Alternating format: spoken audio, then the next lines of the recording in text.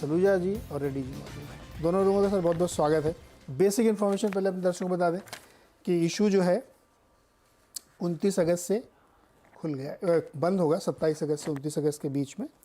Issue size है 2830 करोड़, जिसमें से 1291 करोड़ का फ्रेश इशू है और 1539 करोड़ का OFS है और 427 से 450 इशू प्राइस है। तो नाम सुन के ऐसा लगता है कुछ एनर्जी से रिलेटेड काम करते हैं आप लोग।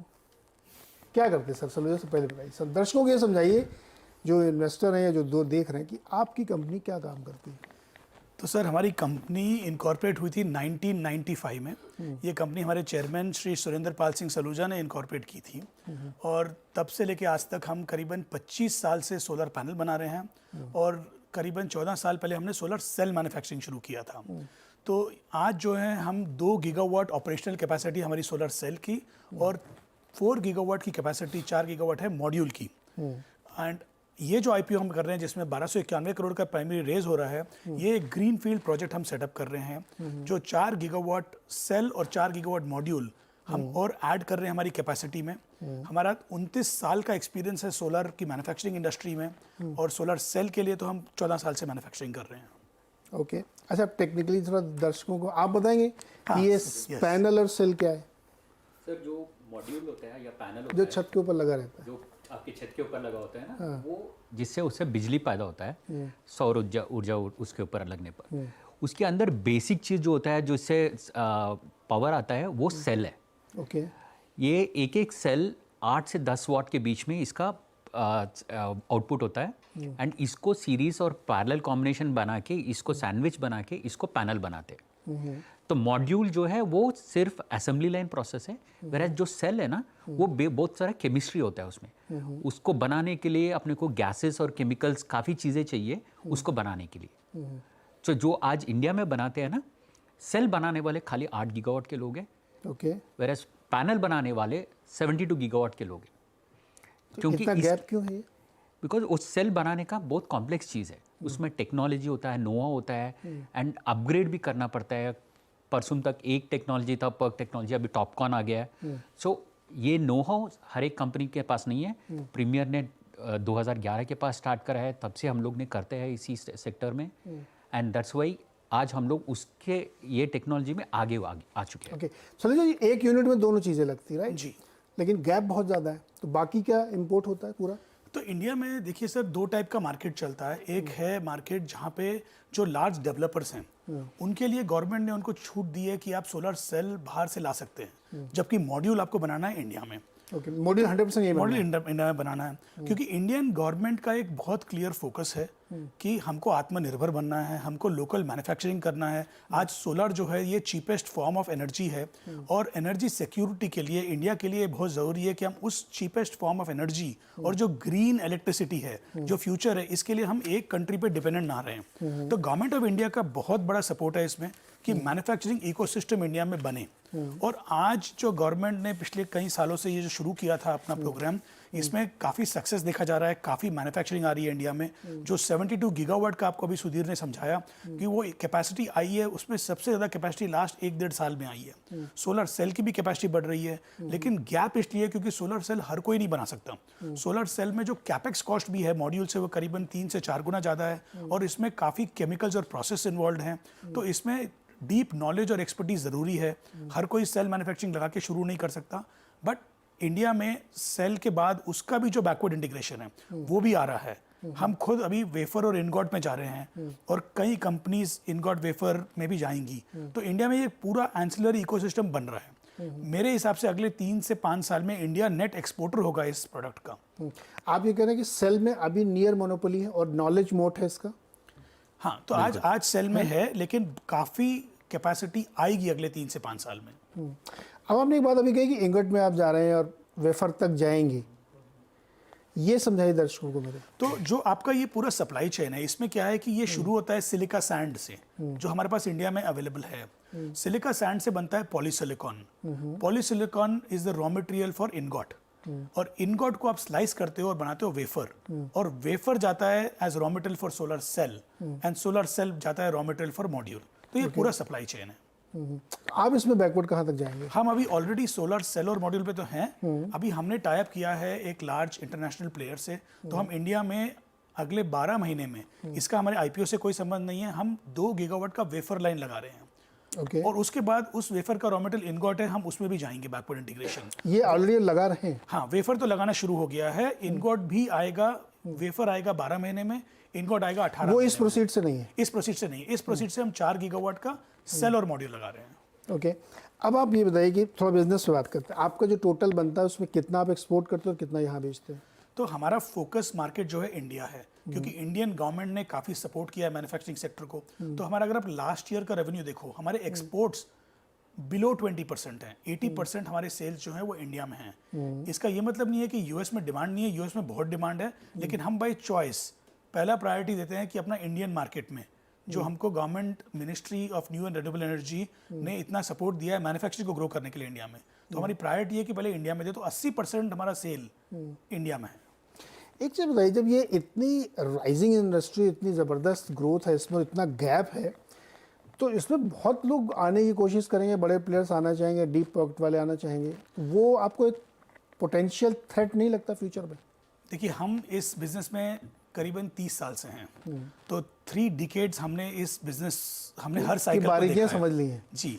अब क्या है सर कि हम, अच्छी बात है कि मैन्युफैक्चरिंग आए इंडिया में, हम सपोर्ट करते हैं उसको, और आप देख रहे हो कि बहुत एग्रेसिवली मॉड्यूल मैन्युफैक्चरिंग आ रहा है, लेकिन सेल मैन्युफैक्चरिंग आने को टाइम लगेगा, बिकॉज उसमें कॉम्प्लेक्सिटी है, लेकिन वो भी होगा इंडिया में। और हम इस कंपटीशन को आने से हम उसको थ्रेट नहीं समझते, हम समझते हैं कि अच्छा है कि इंडिया का और ज़्यादा बढ़े। पूरा इकोसिस्टम बढ़ रहा है एंड मार्केट मैच्योर होगा। आज ये सेक्टर बहुत हॉट है और आगे जाके ये सेक्टर में बहुत ग्रोथ पॉसिबिलिटीज़ हैं, अपॉर्चुनिटीज़ हैं। ओके। अब एक चीज़ मुझे समझाइए, क्योंकि ये ग्रोथ का सेक्टर है, बहुत तेज़ी से बढ़ रहा है, तो इसमें गवर्नमेंट बहुत सारी योजनाएं चला रही है, सूर्य घर वगैरह, पीएलआई स्कीम भी चलाती है इसमें, आप लोग उसमें पार्टिसिपेट करते हैं क्या? तो गवर्नमेंट की काफ़ी स्कीम्स चल रही हैं। एक है कुसुम योजना, जहाँ पे सोलर वाटर पंप्स दिए जाते हैं फार्मर्स को। एक है आपका जो हमारे प्राइम मिनिस्टर जी ने अनाउंस किया था, पीएम सूर्य घर मुफ्त बिजली योजना। तो ये सब जो योजनाएं गवर्नमेंट चला रही है, ये काफ़ी सपोर्ट कर रहा है मैन्युफैक्चरिंग के लिए। The kind of job creation जो हो रहा है, आज अगर आप देखते हो कि किसी ने सोलर पावर प्लांट लगाया राजस्थान में या गुजरात में, वो जॉब क्रिएशन नहीं आता जो मैन्युफैक्चरिंग में आता है। वहां पे आपने सोलर प्लांट लगा दिया 300 एकड़ जमीन में, उस पैनल को रोबोट्स क्लीन कर रहे हैं। जो एक्चुअल जॉब क्रिएशन है वो आएगा मैन्युफैक्चरिंग से, एंड गवर्नमेंट ये चीज़ को समझ चुकी है और गवर्नमेंट इसको काफ़ी सपोर्ट कर रही है। तो गवर्नमेंट का सपोर्ट बहुत ज़्यादा है, स्कीम्स बहुत अच्छी और स्ट्रॉन्ग चल रही हैं, एंड ग्रोथ रहेगा इसमें आगे जाके। ओके। रेड्डी साहब, क्या ये बात समझना ठीक है कि चूंकि इसमें 2 ही 3 बड़े प्लेयर और आप सेकंड लार्जेस्ट है ना, तो इसमें अर्ली बर्ड का फ़ायदा आप ले रहे हैं, बिल्कुल, है ना, और उसको जितना आप एक्सपेंड कर लेंगे, तो क्या ये जो निवेशक सुन रहे हैं कि आप अगले 5, 7, 8 साल तक कैपेक्स मोड में रहेंगे? 5 साल नहीं सर, अभी जो हमारा आईपीओ में हमने जो दिया है, हम अगले 3 साल में ये कैपेक्स ऐड कर रहे हैं। इसके आगे जो हमारे को ग्रो करना है, वो हम ग्रो करेंगे after very closely monitoring our free cash flow from operations. हम ज़्यादा डेट नहीं लेना चाहते कंपनी पे, हम अपने आप को डेट में बिल्कुल विद इन द लिमिट्स रखना चाह रहे हैं। तो हम लोग ग्रो होंगे। अभी जो हमने अनाउंस किया है कि हम 4 गीगावाट लगा रहे हैं, वो लगेगा आईपीओ प्रोसीड से। उसके बाद की जो एक्सपेंशन है, हमने 2 एक्सपेंशन प्लान किए हैं। एक है इनगॉट एंड वेफर जो मैंने आपको बताया, और एक हमने जेवी साइन किया है एग्रीमेंट एक यूएस की कंपनी के साथ, जो यूएस में मॉड्यूल मैन्युफैक्चरिंग कर रही है 20 साल से। हम ऐसे पार्टनर्स ढूंढते हैं जो हमारी तरह एक्सपीरियंस्ड हो इस सेक्टर में, तो उनके साथ हमने टाई अप किया है। हम 1 गीगावाट की सेल मैन्युफैक्चरिंग यूएस में लगाएंगे, उनके साथ लगाएंगे एज ए 50-50 जेवी। तो हमारा यूएस में भी फुटप्रिंट मैन्युफैक्चरिंग का होगा अगले 2.5 साल में। अभी ये जो इंगोट और यूएस वाली जेवी, इसकी फंडिंग कहाँ से हो रही है? तो इनगोट और जेवी की फंडिंग जो है, हम जो शुरू कर रहे हैं अभी वेफर से शुरू कर रहे हैं, उसका आईपीओ से कोई लेना देना नहीं है, वो इंटरनली हमारे एक्रूवल्स और फंडिंग से होगा। ओके।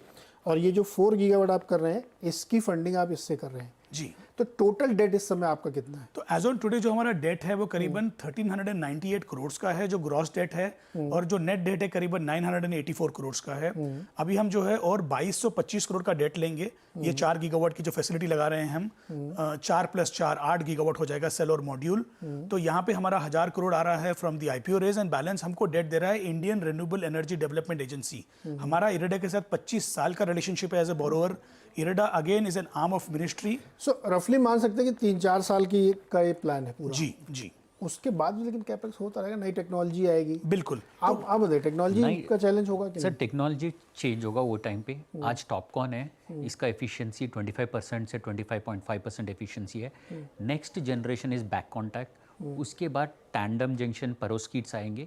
सो हम लोग वेट एंड वॉच करेंगे, हम लोग देखेंगे 4 साल बाद किधर टेक्नोलॉजी किस तरफ जा रहा है, उस डायरेक्शन में हम लोग उस दिन का कैपेक्स का डिसीजन करेंगे कि हम लोग नया टेक्नोलॉजी।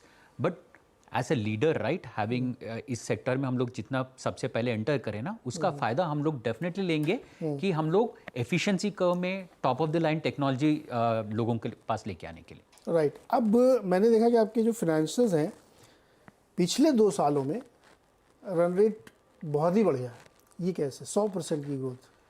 तो सर मैंने जैसे आपको बोला था थोड़ी देर पहले, सोलर सेल लाइन लगाने को टाइम लगता है। तो हमारा जो सेल मैन्युफैक्चरिंग लाइन था 2010 में वो 75 मेगावाट का था। 2021 में हमने 750 मेगावाट का सेल लाइन लगाया।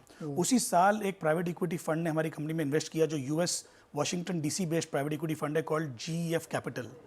वो ESG फोकस्ड फंड है। उनके फंड इन्फ्यूजन के साथ हमने अपनी मैन्युफैक्चरिंग ग्रो की। ये जो सेल लाइन से लगाने के बाद इनको स्टेबलाइज करने को 6 से 8 महीने लगते हैं।